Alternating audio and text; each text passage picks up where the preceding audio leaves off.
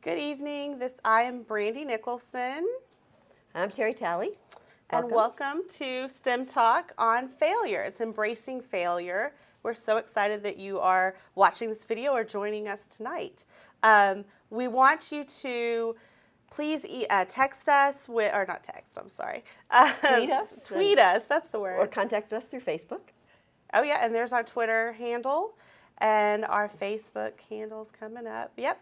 You can post questions, you can have comments about what we talk about or any questions that you have, and we'll try to answer those. And if you have other ideas as to how failure has affected your classroom and how you've tackled that with your students, we'd love to hear your success stories too. That's right. We would love to get your input. And this is one part of a two-part dialogue, and we really want to hear you guys in the next month so that we can develop part two and hopefully really have a good conversation, including everybody, not just Terry and I.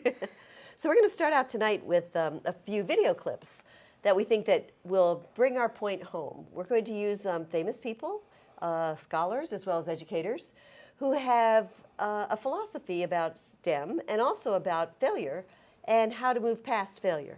So STEM, for us, we believe, is a new way of delivering curriculum.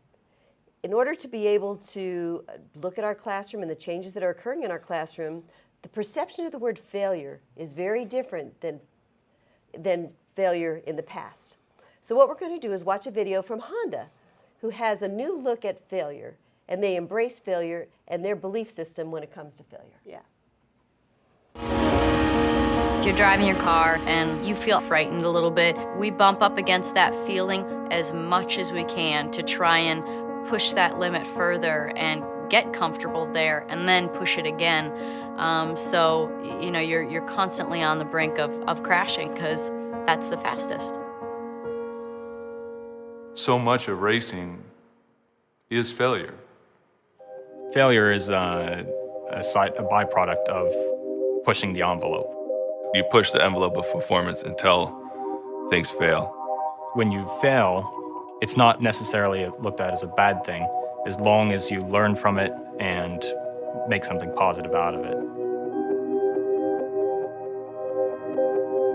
Honda's not a car company. Of course, Honda started as a motorcycle company. More than anything, Honda's an engine company. From the president on down, throughout its history, it's been engineering-oriented. Engineers, for better or worse, always want to change things and advance. これはね、もう全てがホンダ総一郎に要求するものが全てそういうことになってます。ですから、100回トライして、99回失敗してもいいんだと。ホンダ総一郎の考え方そのものが、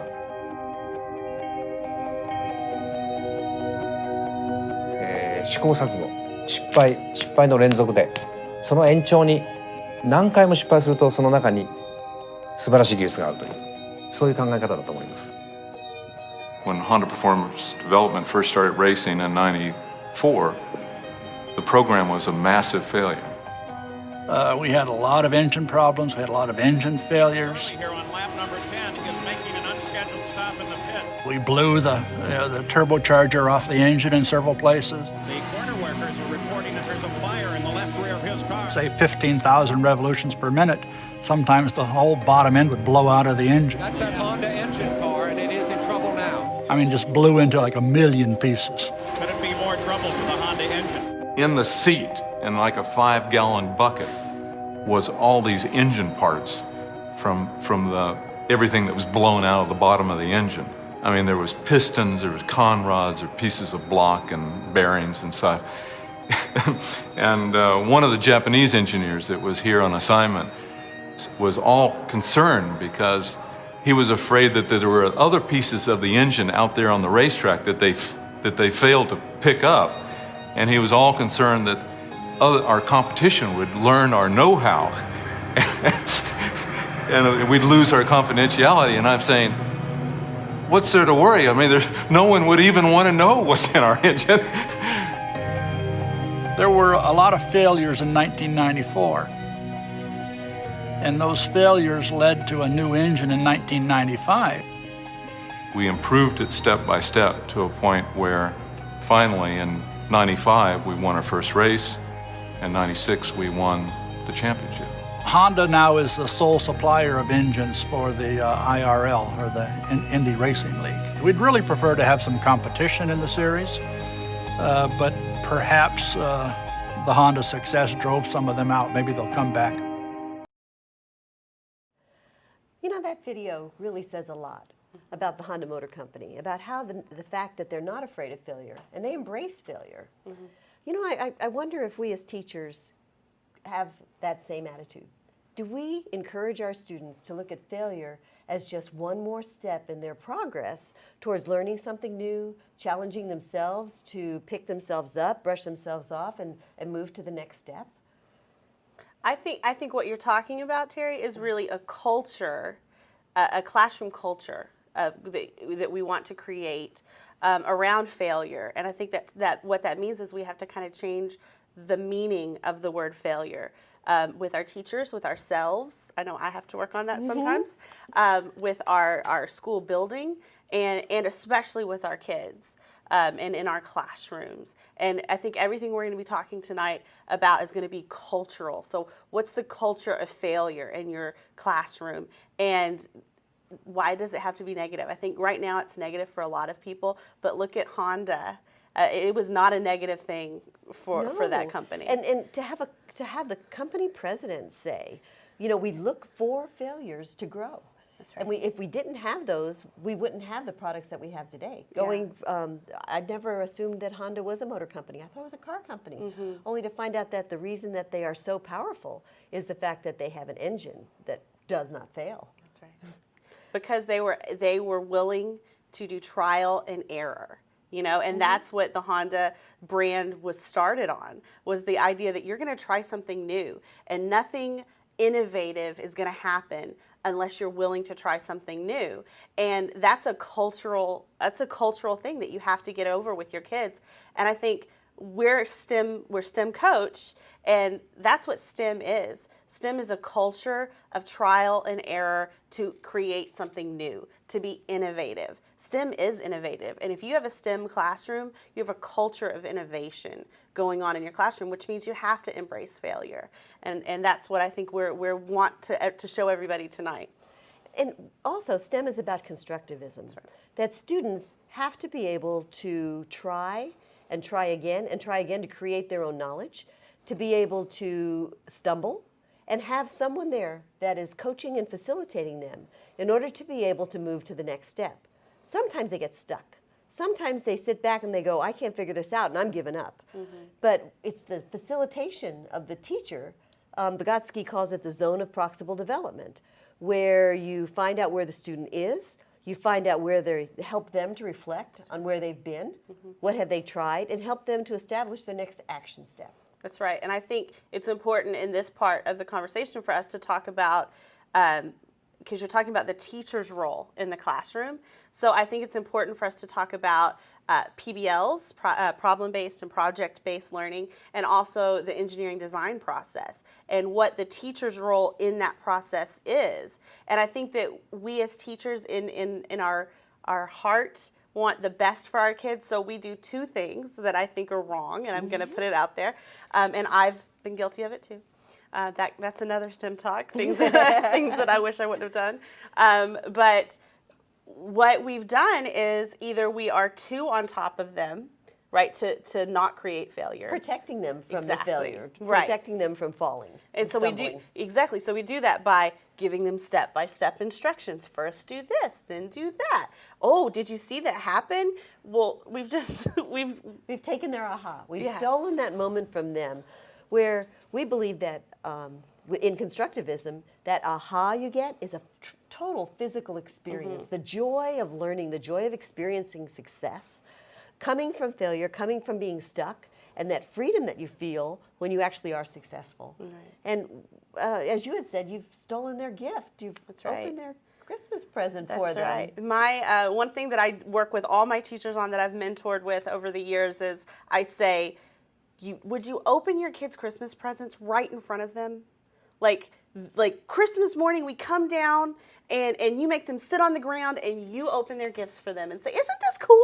Isn't this a great train that you got? I mean, I have a 2.5-year-old and that would not fly with him at all. But we do that to our classroom kids all the time. I watch teachers do it with demonstrations. I know I've done it with direct instruct as far as, oh, we're going to watch this chemical and this chemical go together. And when it goes together, it's going to create a big explosion.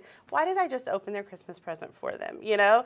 And because instead they could put it together not knowing what's going to happen. And then they're never going to forget that. That's true. They're never going to forget that. And that's an aha moment. And I love it when you and I were talking before, we said it goes from an aha to an oh. You know, we take their, oh my gosh, that's amazing, aha, to a, oh, she told us that was going to happen. And look, it did. Wow, Yeah. she was right. Yeah, that was not exciting at all. So I've done some classroom observations where the teachers are very, very cautious and very careful about setting things in place so that the students are successful. And I recently observed a teacher where they were doing an art project, and it was going to be a little bit messy, but the teacher was so careful in not allowing the students to get dirty that she truly, totally destroyed the aha moment for her children because they watched her do it over and over again and never experienced it themselves. Right. So that's, I think, one of the ways that we can go wrong in our classrooms to prevent failure. I think another way that we can go wrong is when, sometimes this happens in PBLs, I see a lot, it happened in PBLs and engineering designs, where teachers are like, oh, I'm hands off. I'm totally constructivist. And they think that means I'm going to put some stuff on a table and then I'm going to be away from the kids. Right? I'm somewhere else and the kids are just going to go and they're going to create their whole thing on their own and it's going to be totally for them, totally out of their minds. It's going to be awesome because it's 100% from the kids. Well, you're not really realizing your role as the teacher there because your role is the guide on the side. So that means you have to be there, not on the side of the room, but on this side of their shoulder, you know, saying, oh, did you think about this? Did you look at it in this, you know, you're supposed to be asking those guiding questions to get them to look at it in a different way that they wouldn't have known before. Goes back to Vygotsky and the zone of proximal development. You know, if you see that they're stuck somewhere, you have to be with the kids to see they're stuck so that you can ask the questions maybe of something that they've known before. Being reflective. What have you done before? Yeah. What have you seen before? You're leading that reflection. Yeah, and so you have to be the guide, the leader, to understand when they're stuck and to get them to reflect so that they can move on. And that's really, I think, the role of the teacher. And I think those are two polar opposites of what teachers do, and I've done in my classroom. But it's something that we have to be cognizant about. Am I too on top of the kids, or am I not too laid back? Because I think either one of those, you're kind of stopping failure. Because if you're too laid back, failure's going to happen and they're not going to be able to push through it, right? Failure happens and they just stop. I can't do it. That's as good as I could do. I actually watched a video one time where students were working with masses and they were trying to figure out how to determine the mass of an object. And as the students were struggling through it, the teacher walked up and said, oh, don't take them all out. And so the student then at that point was hesitant. The next time he was weighing something, he looked first to the teacher to give him a cue, and she cued him. And he wouldn't move on then with the next time he did it because he was waiting for her to give him the okay that he was moving correctly. Sometimes it's better for us to stand back and wait until they're struggling before we even offer some assistance. Right, let that happen a little bit, right? I loved when you were talking about, you said success is a full body experience. You don't get that experience unless it's like a roller coaster. You don't know how high you are until you've been a little low. You know, you got to dip so that you can get up and get that excitement. And so that's something that I think as teachers, we don't look at it as a roller coaster. It's an ups and downs, right. and celebrate the ups and know that when you're down, it's just you're going to come right back up with the kids. And I think we know that intellectually. There are good days, there are bad days, there's good times, there's bad times.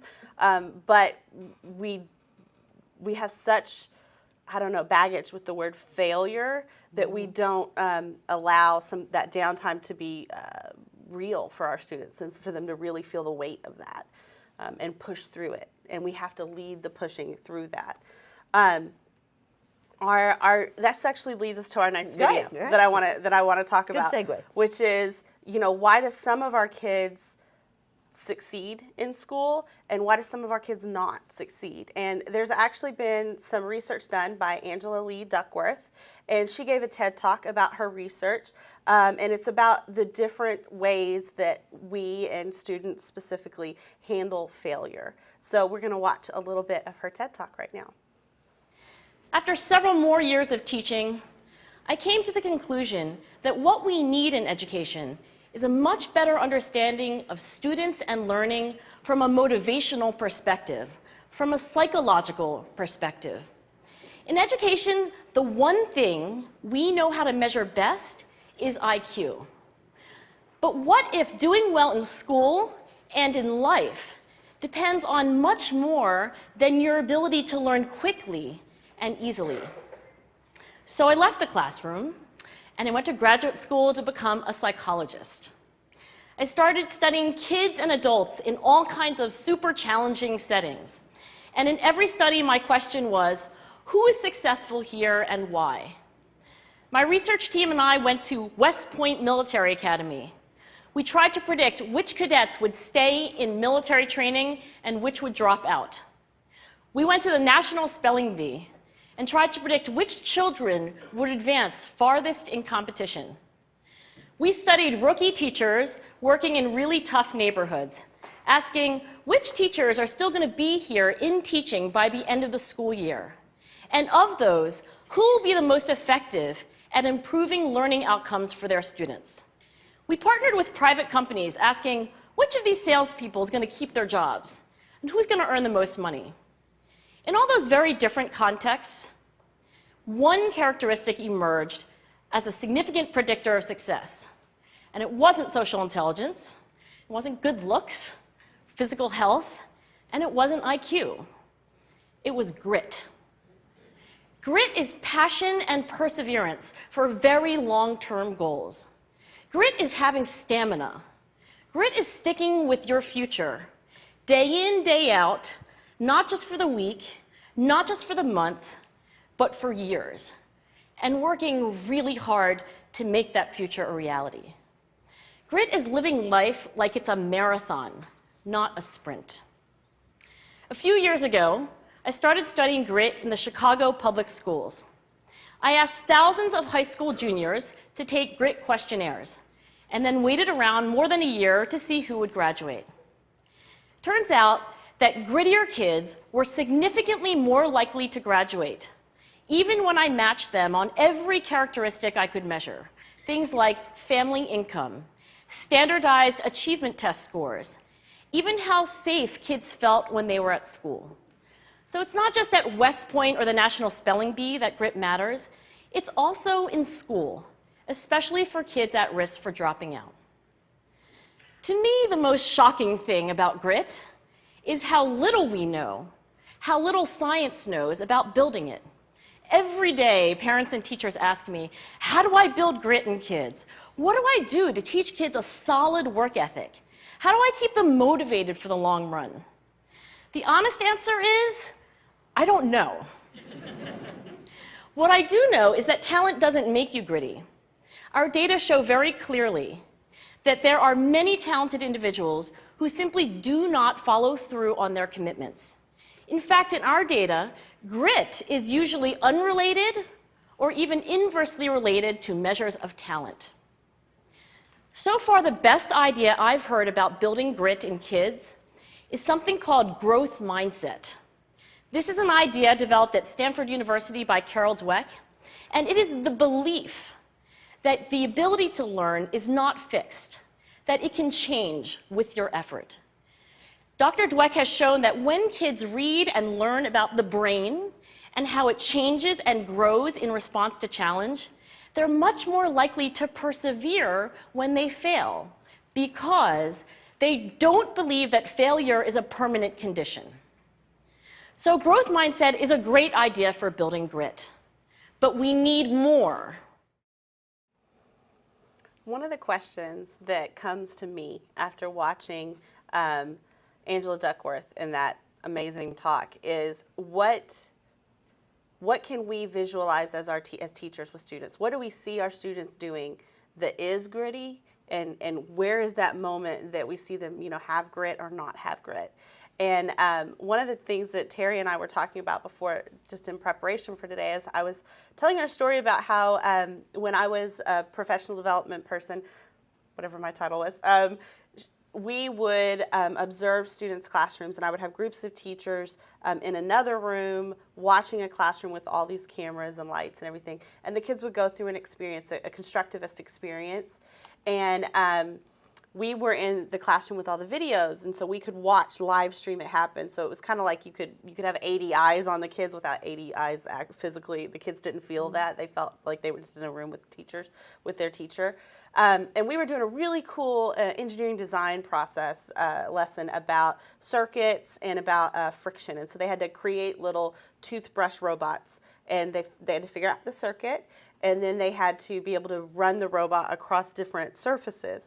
And we gave them, the heads of a toothbrush, and then the wires, and the watch battery. And this was the thing that tripped this one group up. It was a table of 4, and one little guy got his battery, got it all together, taped it onto his toothbrush, and off his robot went. Man, and he was ready to go to the next thing.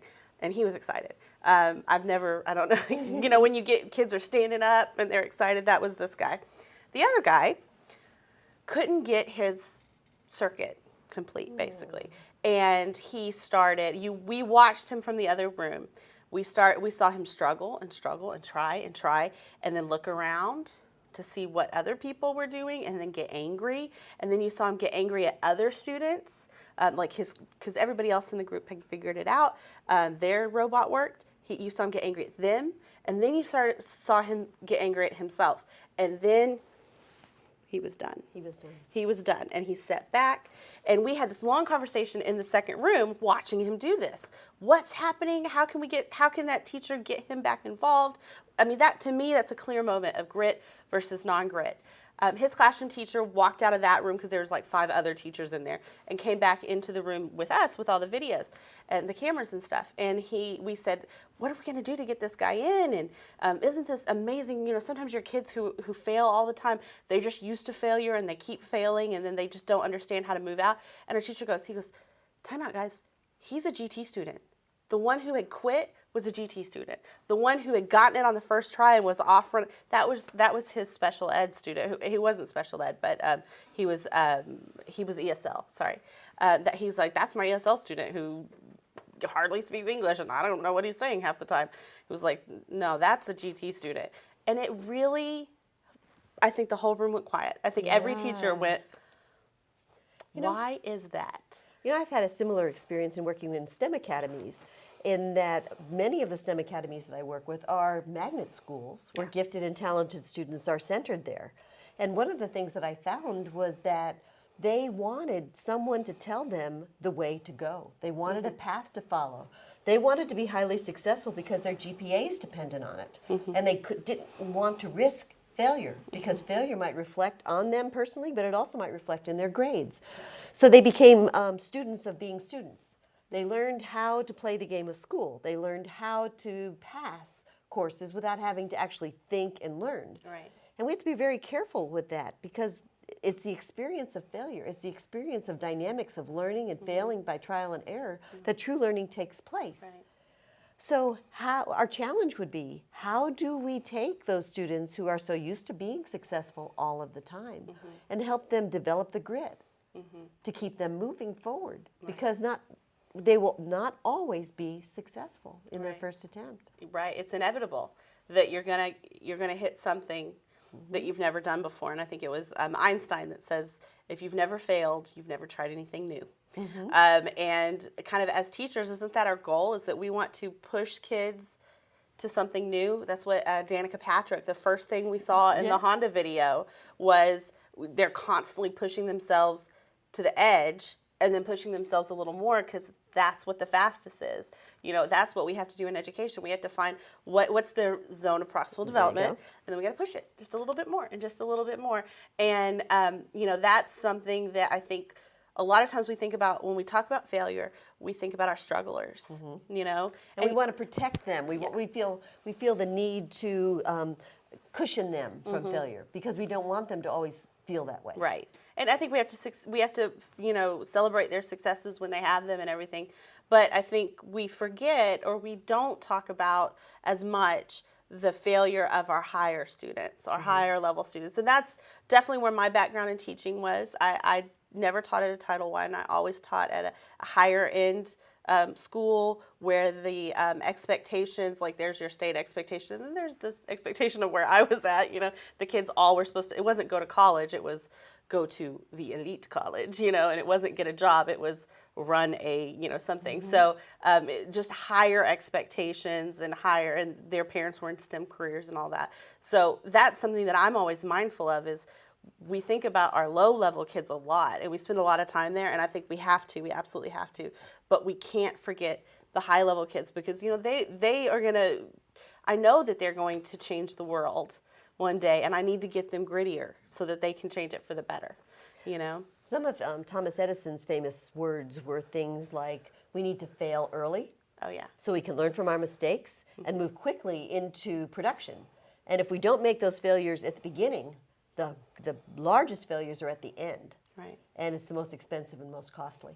Right. So it's, learn fast, learn early. Fail quickly. That's right. And recover from your failure and move forward. Right. And it's that moving forward, I think that, that grit talks about. The difference between the student who stops and just does this and the student that stops and thinks about it and then keeps going. Right. It's that reflective piece that when you stop, the failure is just a pause. Right. It's a pause to reflect on what did I try, why didn't it work, and what's my next step. Right. As compared to pausing and not moving again, right. which is typical of failure. Well, actually what you're talking about is what Angela Duckworth kind of alluded to at the end of the video that we just watched, which is the video from Carol Dweck with the growth mindset. And growth mindset is something that we here at STEM Coach, we really champion it and we believe in it. We've read the book and we've done the book study, so we love it. But we wanted to show you guys this video of Carol Dweck that she did also at a TED Talk. TED Talks are awesome if you haven't watched them before. I hope we got you hooked tonight on some TED Talks. But Carol Dweck's research really is on growth mindset. So it's on the difference between what makes us move forward versus stop. And so she has some really interesting research about that topic and about your brain's capacity to actually grow. Just because you stop in one situation doesn't mean you have to stop in every situation. And you can actually teach yourself, according to Dweck, to grow, for your mind to grow past the failure or the stopping point. So that's the video that we're going to watch right now.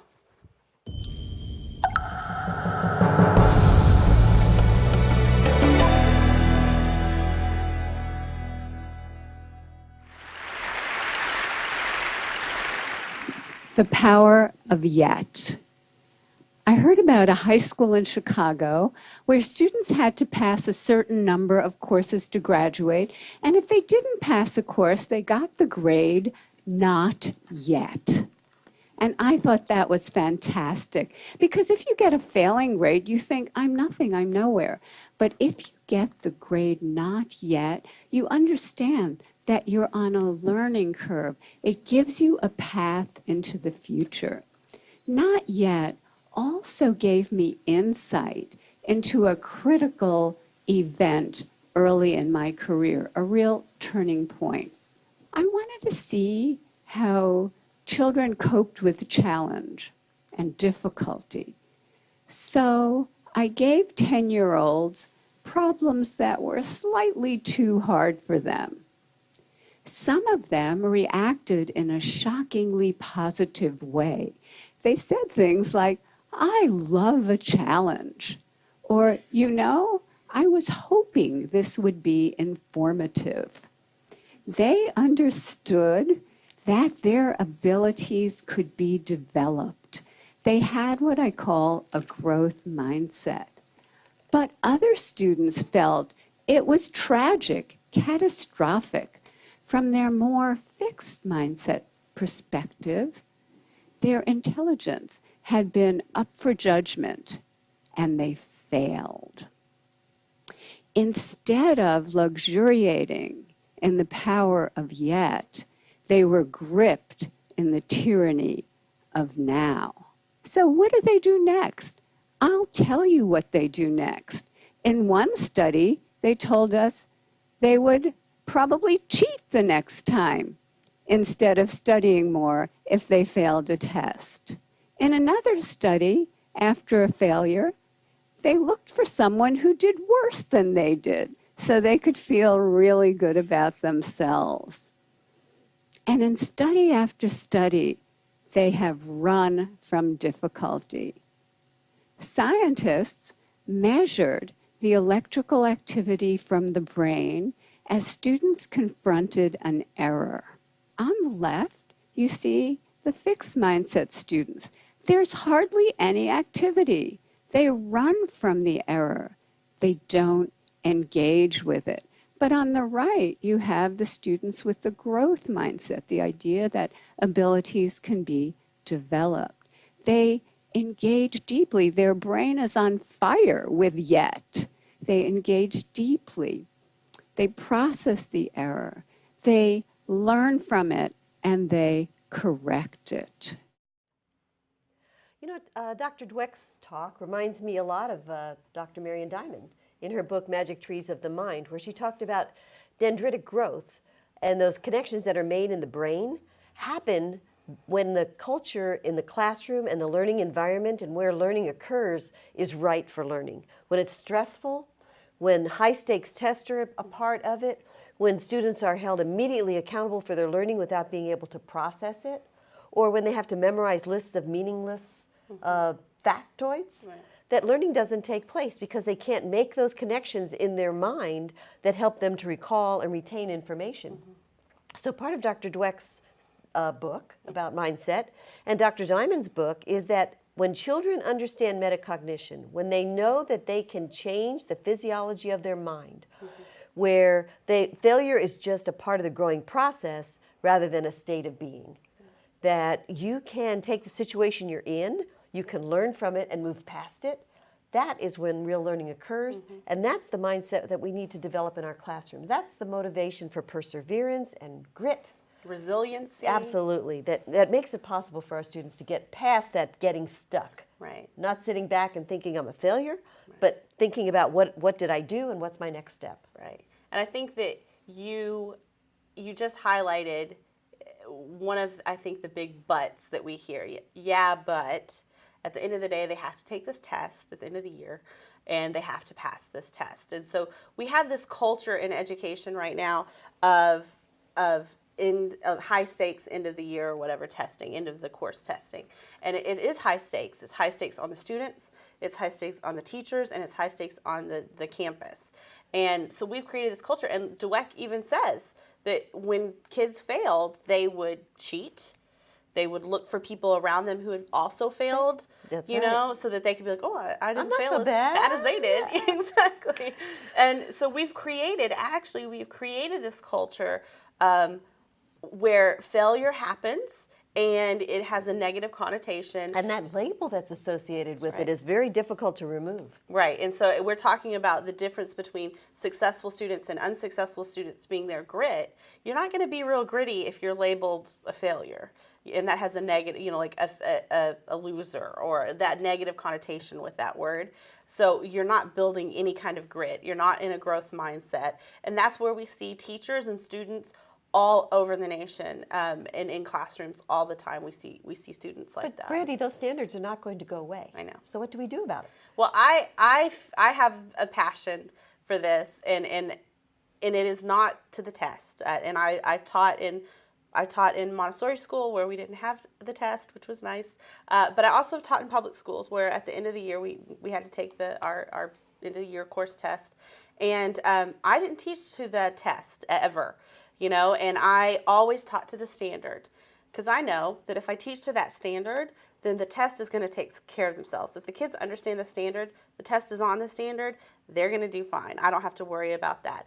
And I can create learning experiences for my students on that standard that are exciting and engaging and they're STEM oriented. A lot of standards are great for a STEM lesson, like the lesson I was talking about with the robotics. We covered friction, we covered force of motion, we covered electric circuits, we covered so many standards in that one, amazing lesson that we wrote. And there's endless numbers of lessons that you can do with your kids about that, because you get them excited to learn. And you can do that with standards. I can't get anyone excited about a test, I'm not going to lie. I can't. But I can get someone excited about, and I think all teachers can, about this thing we're going to learn. It's really awesome. I remember one day I walked in and there was fog on my window, and it just so happened we were covering water cycle that day. And so the kids thought I was like the most amazing thing, because I made all the parts of the water cycle happen on my window. Let's talk about that.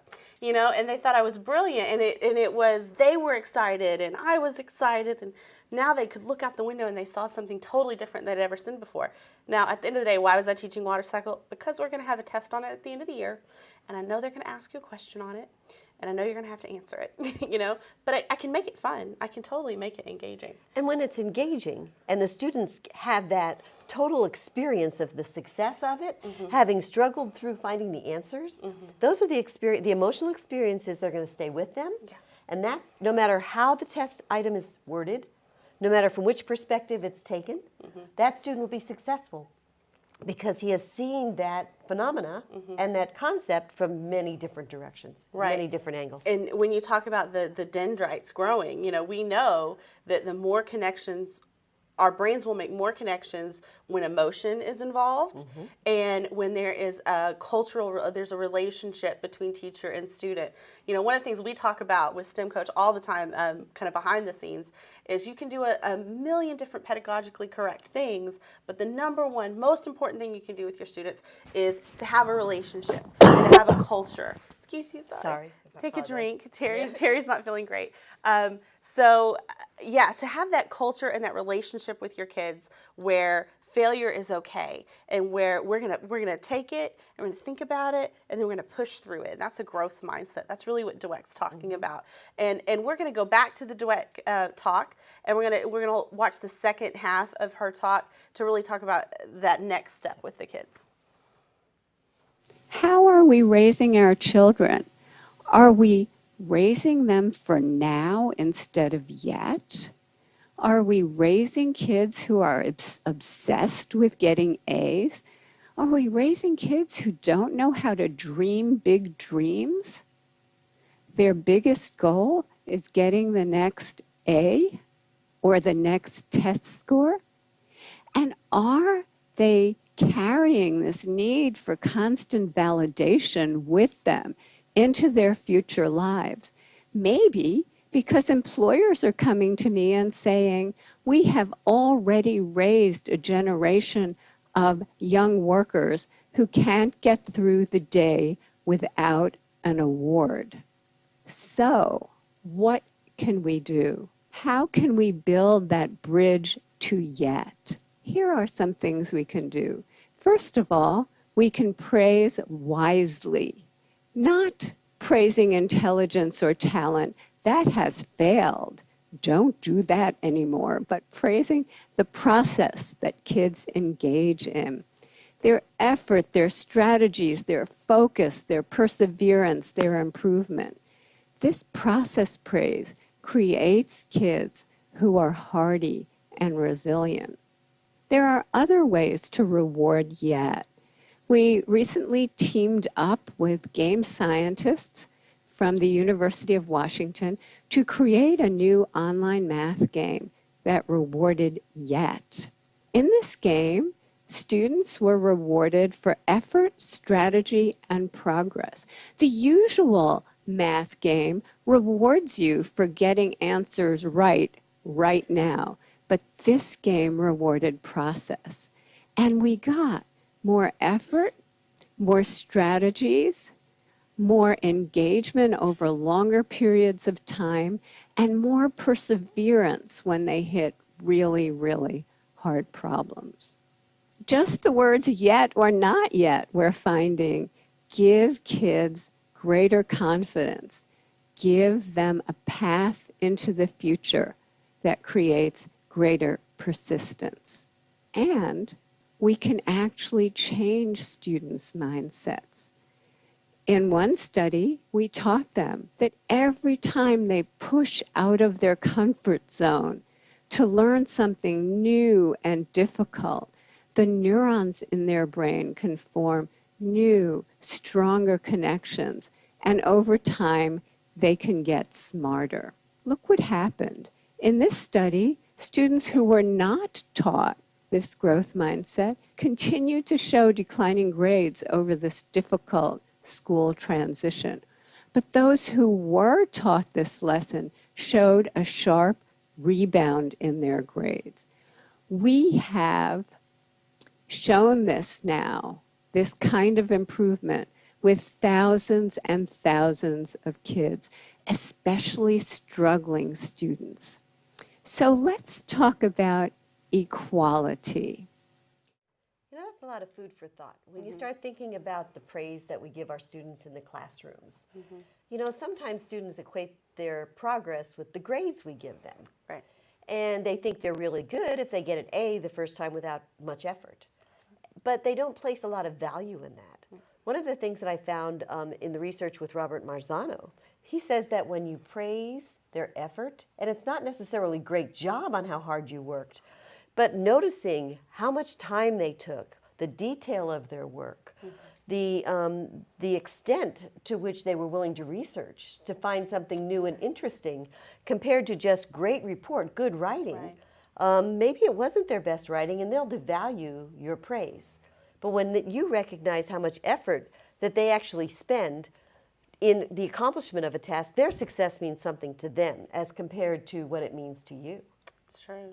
You know, we talk a lot about, or in my classroom, I should say, in my classroom with my students, I spoke a lot about the history of failure. I was really, I think, cognizant on the first day. I made a point to bring the word failure up in my class and to say, this is not a bad thing. This is going to happen, and it is not a bad thing. And the way I handled that was I talked about the history of failure. I had a little book, and all the failures in history that turned out to be great successes, and they were kind of one or two pages little stories, and we would read them, and we celebrated Thomas Edison's birthday. We had a little birthday party for him, and we had 100 light bulbs, and only one of them lit up.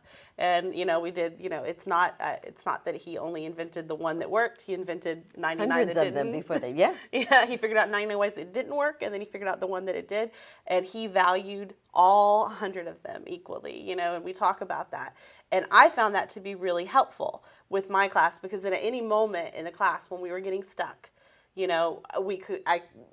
didn't have a negative connotation. You didn't get that the first time. It didn't go right. That model that you were building, it didn't work the way it was supposed to the first time. That's okay. Why didn't it work? We go into reflection and all of that, and then you can move forward through it. So to me, that was before I even really knew much about Carol Dweck. But now I see I was creating a growth mindset in my kids. And I think kind of something that we hear a lot is, how can you have a growth mindset when the end goal is a grade? It's about getting an A, not completing a task, and the process. In Robert Marzano's research, he even said that sometimes it's more effective to put the grade on the last page. So the students have to actually work through all of their mistakes, all of those errors that they made, and notice those things that they missed, so that they're reviewing those things that they thought were correct, but they actually weren't. And then when the grade's at the end, it doesn't mean as much. Right. But it's that teacher comment on the front that I saw that you studied. Right. Or I know that you struggled through this. I can see that you really worked hard in all of your answers or in your observations. And your observations, I can see how they led to your conclusions. I love that. To me, that's such an easy answer to just put it on the back, because it forces them to look through everything. And that we, as teachers, how often do we get so annoyed? Look, why did I get an 85? Well, look, did you look at the paper? You give your kids that look where you're like, did you look at the paper? Did you see what you missed? And then they go, oh yeah. But that's a great way to just get them to review, because really what we're talking about in embracing failure is reflection. Right. That's what we talk about. What did you learn, and what are your next steps? Right. And that, I think, is probably the most difficult to do with the students who, I feel it's difficult to do with the students who aren't used to failure. So when they haven't failed often, they don't know what the next steps are. Right. You know? Or they expect you to give them the next steps. They Right. haven't thought of it themselves. They haven't worked through the process often enough that they are immediately ready for the next step. And these are the kids you were talking about earlier when you said, you know, they've learned the system of school, and they've learned it's a checkbox, and they check the box. And if you don't give them the check boxes, they're like, hey, what do I do next? I'm not going to tell you what you do next. You have to figure that out. And that can because they're fearing failure. Well, but also, life doesn't come with an instruction book. Life comes with trial and error, all those things that are thrown your way, and it makes you wonder, what are my students going to do when they leave high school and they don't have that instruction book or the next step written out for them? I worried about that a lot, especially when I worried about it both because I taught in elementary and I taught in high school. I worried about it in high school because they were fixing to leave and they weren't going to have, you know, they're going to be on their own. Were they going to make good choices? And I'm sure my mom worried about that with me going to college too. But were they going to do the right thing just in life, not just in school, but were they going to do the right thing? And then with my fifth graders, I worried about it going into middle school. Now you have all the peer pressure and, you know, so now we're talking not just about school failure, but failure in life. And our next video, I'm really excited for you guys to watch. It's actually J.K. Rowling's, and she spoke the commencement speech at Harvard in 2010. And she really, I think, gave them some food for thought in this moment. And she even says that, I'm going to quote her, but she says it in the video, this moment where you're celebrating your greatest success, I'm going to talk to you about failure. Because she knew what they were fixing to go out to, and what a great teacher she was to prepare them for what was coming up next in their life. So enjoy. What I feared most for myself at your age was not poverty, but failure.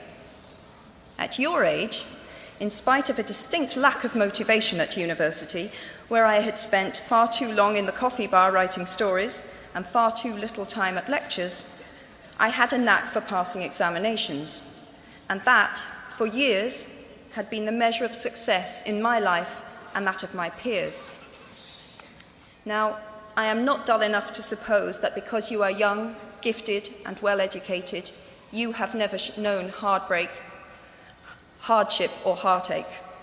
Talent and intelligence never yet inoculated anyone against the caprice of the fates, and I do not for a moment suppose that everyone here has enjoyed an existence of unruffled privilege and contentment. However, the fact that you are graduating from Harvard suggests that you are not very well acquainted with failure. You might be driven by a fear of failure quite as much as a desire for success. Indeed, your conception of failure might not be too far removed from the average person's idea of success. So high have you already flown. Ultimately, we all have to decide for ourselves what constitutes failure. But the world is quite eager to give you a set of criteria if you let it.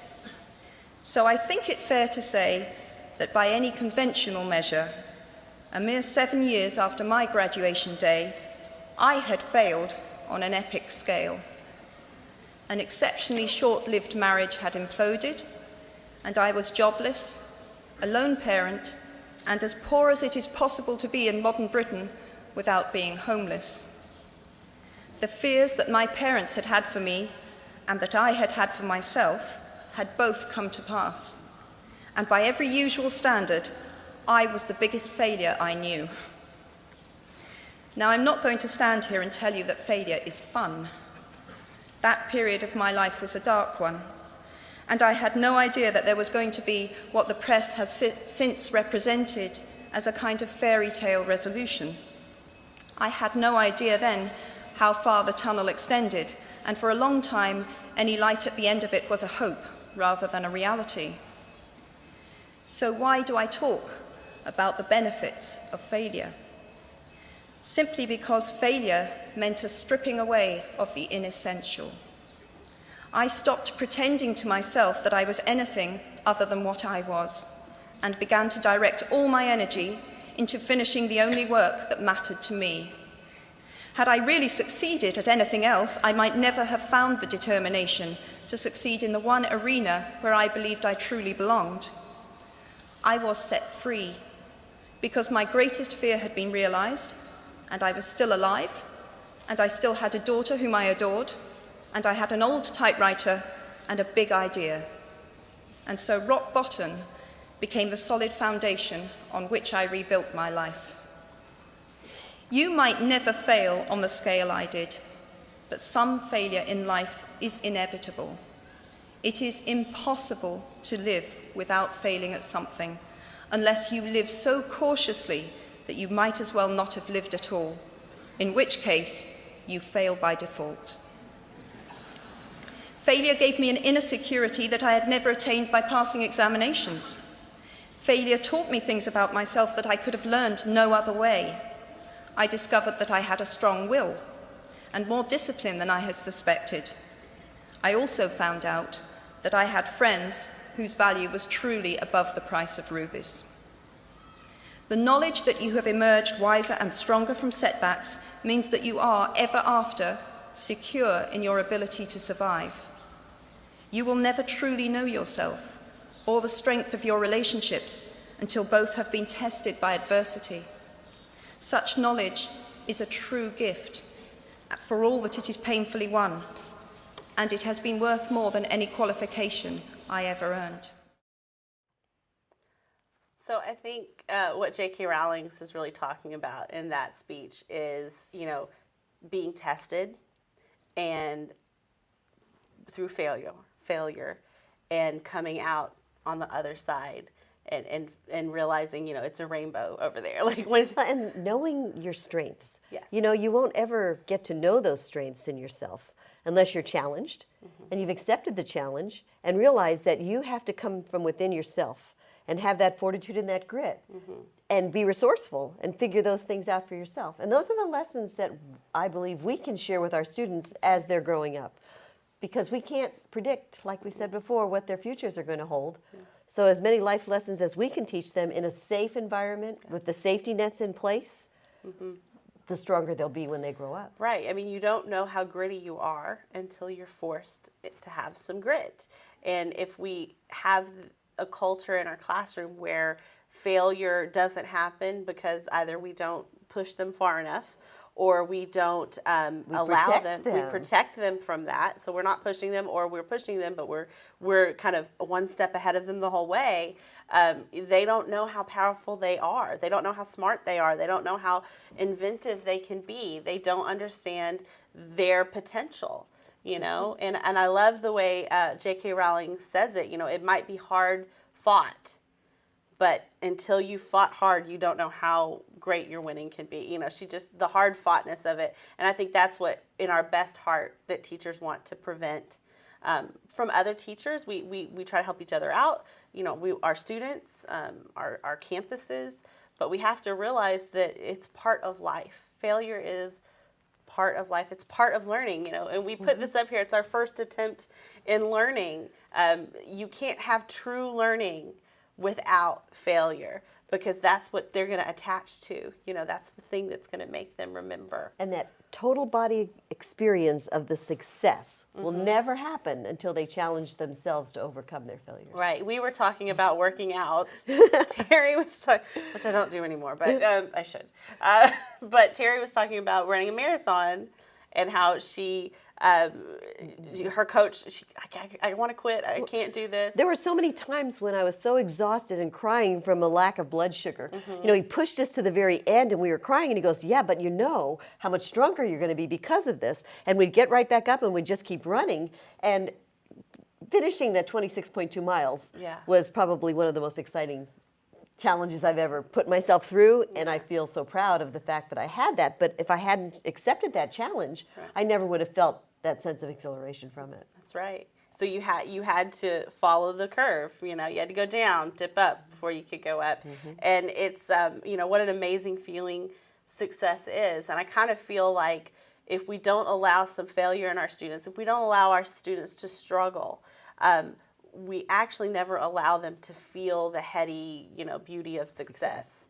And that's really, I think, something that we're talking to you guys tonight about, is thinking about what are ways that with our students, with your students in your classroom, that you can safely, like Terry was saying, in a safe environment, get students to understand failure and then push through it, because that's going to feel good, and it's going to feel good for everybody. And I know that happened in my science classroom, in my 5th grade science classroom, that we would do experiments, and then if they didn't get it right the first time, it wasn't like, oh, I can't make it work. I think right at the beginning of the year it was like that, but we really talked about failure all the time.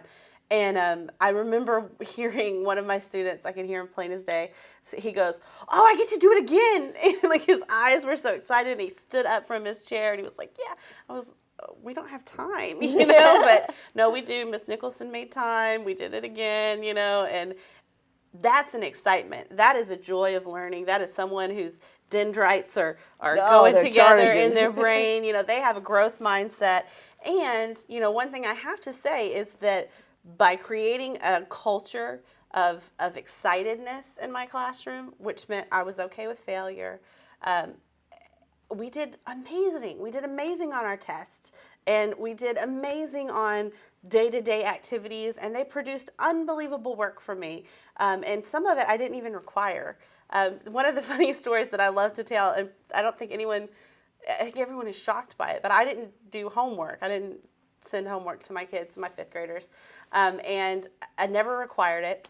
And I sent one day, we did a Rube Goldberg machine, and I said, because we were doing force of motion, and I sent a homework sheet home, and I said, if you want to, this is totally optional. It's not graded. It's just for fun. If you want to do this Rube Goldberg, and I had some kind of criteria for them, and I had a rubric for them to kind of evaluate their own Rube Goldberg. I said, make a video of it, and email me the video, and then we'll watch it in class. And so they had 2 weeks to do it. First couple of days, I think 3 days, I get my first batch of them in. Students are like, yeah, and they start watching them. And I just would show them on the board every day. We'd come in and they'd watch our new Rube Goldberg. By the end of the first weekend, I'm getting emails from parents. I can't believe you're giving us this homework. Oh my God, this is so hard. This is taking all of our time. This is not required homework. And the parents were going, my kid said we had to do this. Look at the top of the sheet. This is not required homework. I gave 2 homework assignments, and neither one of them were required. I had 100% participation, and by the end of it, parents were excited. Well, and the Rube Goldberg is probably the model best built on failure. Absolutely. Because how many times do you have to try to set it up and accomplish it in order for it to be successful once? A million. Yeah. Yes, a million. And you have to try things over and over and over again and adjust and then do it. And but I just thought that was hilarious that these parents were like, oh, it's not required? And I'm like, no, you don't have to do it if you don't want to do it. And they go, well, my student never wants to do homework, and they really want to do this, so I guess we're going to do it. And they would do it, and they loved it. And then when I did a life science homework sheet that was kind of similar, they had to create I gave them an environment, and they had to create an organism that was adapted to be able to survive in that environment. And then we were going to have a zoo in classroom, and they were going to get to go through the zoo and see everybody's animals. And they were so excited. I said, look, if we only have two animals, then that's all we have. It's no big deal. I had 85 animals. Wow. Every single student created at least one, a couple did 2 animals for their zoo, and I was blown away. But you know what? They were excited about what they were learning. They realized that they couldn't do it wrong, or if they did do it wrong, that was just an opportunity for conversation. It was an opportunity to learn in our classroom and for us to have a conversation about it. And it was exciting to everybody, We see the same thing in professional development when we're doing the engineering design process. The very first time they're doing it, they're looking at everyone else and they're trying to find out what everyone else is doing. And inadvertently, it becomes a competition. But when you change it to, so what innovation did you use? What were the parts that worked for you and what were the parts that didn't work for you? They all wanted to do it again. I couldn't say that any one was a success, nor could I say they were all failures. But the second time around, they were really working towards including the innovations of the others around them. So that was really powerful in their learning from their failure. Because now we're not against each other, we're actually building on top of each other. So, you know, where I see something that you might have failed on, you didn't do as well, now I can improve it, which is the true engineer. That is what an engineer does, and that is what a STEM classroom is, you know, and you have to embrace that culture, I think, in a STEM classroom. Speaking of that. Yes, please. So we have another video that we'd like to share with you. And I think you're going to need to cue this one up. I've lost it on my... Oh, okay. Okay. So we're going to watch a video that Dr. Neil deGrasse Tyson, he was actually in a gymnasium at a college, and he's just given a speech about STEM careers and STEM majors, because one of his big pushes is he wants kids to have STEM careers in the future. We're not going to watch any of that video, though. What we're going to watch is a question and answers session that happened at the end of his talk. And you're going to see an audience member ask a question, and then you're going to get to see Dr. Tyson answer. And I know you're going to enjoy it. Okay,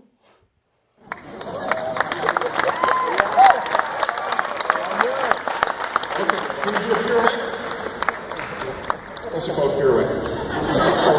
So everybody can see. So she has Einstein riding a bicycle on an image of a galaxy on her shirt. Her shirt says, the most beautiful thing we can experience is the mysterious. It is the source of all true art and science. Yes! Okay, so you have a question? Wait, how old are you, Fred? 6. That's awesome. How can first graders help the earth? Wait, say that again? How can first graders help the earth? How can first graders help? Help the earth? Why, are you in first grade? Yes. Okay. Now let me think. Okay.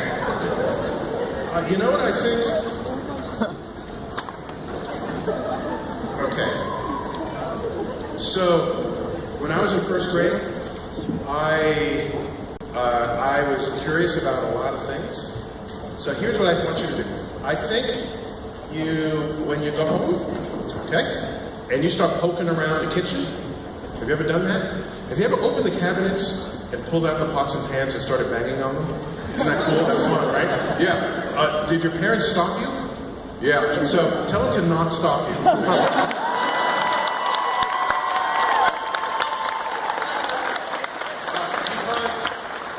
Just being a kid, and you like to explore things, and your parents don't like it because it gets the pots and pans dirty and because it's noisy, but for you it's fun, and you're actually doing experiments. What does the wooden spoon sound like on the aluminum pot, or the metal ladle sound like on the steel pot? And they all make different sounds, and it's fun, right? Okay, another thing, if it's raining out and there's a big puddle, what do you want to do with that puddle? Jump in it? You want to jump in it, and so do your parents let you jump in it? Yeah, no. Tell your parents that Dr. Neil deGrasse Tyson said to let you jump in the puddle.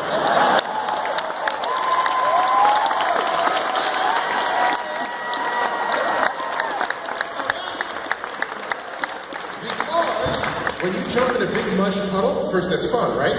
That's completely fun, and you are making a splash crater. So these are experiments. Just tell your parents that they're experiments and you want to become a scientist. And then they won't stop you from doing anything you want. So thank you.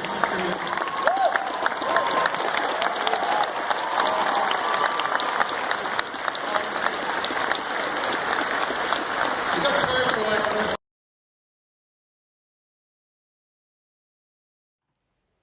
So when we think about school and we think about those experiences that we set up for our students, we have to think about not being so overly cautious that we destroy their curiosity. Some of those experiments that are not planned for are probably the most rich learning experiences that they have.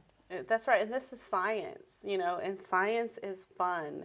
Science should be the most fun class in the building, as far as I'm concerned, because what all you're doing in science is you're playing with stuff and you're watching things happen and you're noticing kind of what's happening and you're doing new things and coming up with ideas, and it should absolutely be a moment of exploration and innovation and fun. No matter what grade they're in. Absolutely. No matter what grade. And I've seen that from lower elementary all the way through high school. I've had a blessed career where I've gotten to teach at all levels.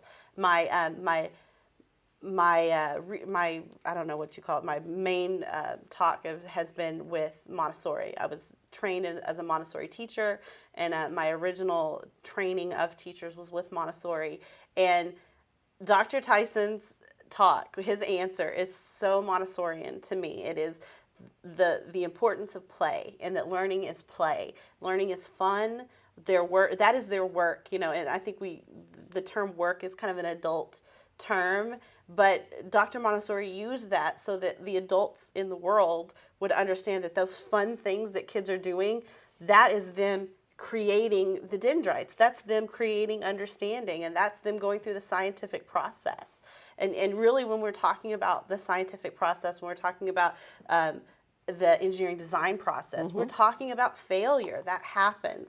And that's part of why it's fun. You get to try things and that didn't work, so now I get to try something different. So the question would be, how do we in our classrooms build that culture and build that climate where students feel successful even when they're failing, that they're encouraged and motivated and energized by the fact that they can plan their next step, that they are in charge and they are in control of their learning, and they know that they can take that failure, reflect back on what they've done, and move to the next step. Right, and I think that's kind of what we've been talking about through this whole conversation tonight.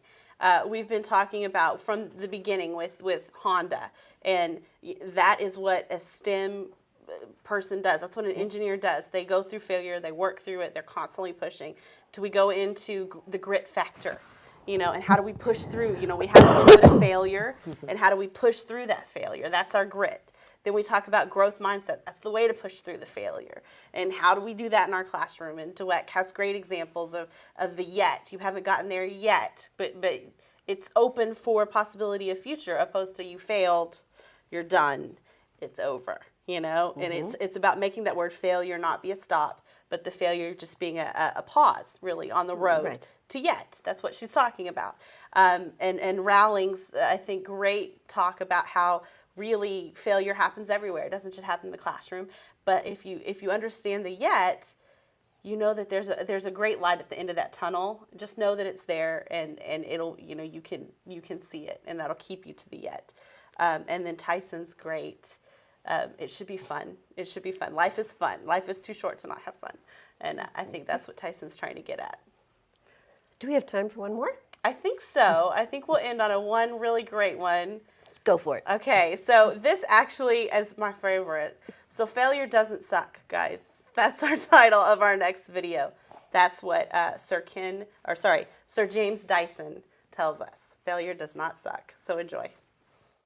As an inventor, you don't just think of something in the bath. You go into the workshop and build prototypes, lots of them. And almost all of them are failures. We actually get quite excited when something fails, because that's how we learn. I mean, the cyclones for my vacuum cleaner took over 5,000 prototypes. That's 5,000 failures before I'd cracked it. So our life is all about seeing problems that no one's tackled before and coming up with radically new solutions. So, on that final note, we want to wish you a very good evening and thank you for being with us. And we also want to encourage you to contact us, to tweet or through Facebook. Ask us questions, give us comments and other suggestions of how you have built a climate in your classroom where failure is just a part of learning. That's right. Thank you guys for joining us, and I hope we have lots of conversation over the next month. And remember that next month we're going to do part 2 of this talk, Embracing Failure, and that's March 24th at 5:30, same place, same time, and we're looking forward to talking to you. Bye. Bye-bye.